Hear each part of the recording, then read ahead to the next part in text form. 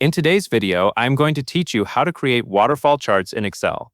A waterfall chart is a very useful way to show how values increase and decrease over time, or how different amounts contribute to a final total. It helps make changes in your data much easier to understand at a glance. Excel has a built-in option for this, so once your data is ready, the process is very straightforward. To begin, highlight the full block of data cells that you want to use for the chart. This should include the category names along with the values that represent the changes and the final net value.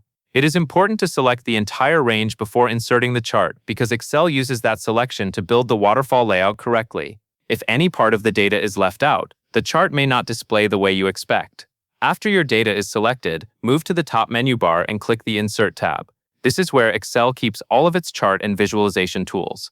Once you are in the Insert tab, look toward the center of the ribbon for the chart options.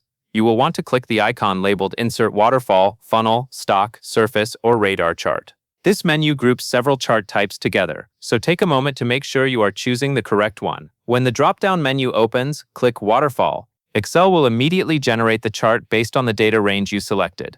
At this point, you should see the categories displayed in order, with the chart visually showing where values rise, where they fall, and how those changes lead to the ending total. If the chart does not look quite right, the first thing to check is your selected data range. Make sure your categories and values are aligned properly and that the final net value is included.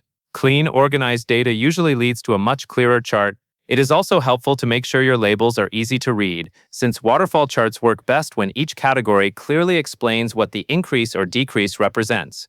This chart type is especially helpful for financial reports, budget tracking, sales performance, and any situation where you need to explain how a starting value changes step by step until it reaches a final result. That covers everything you need to know.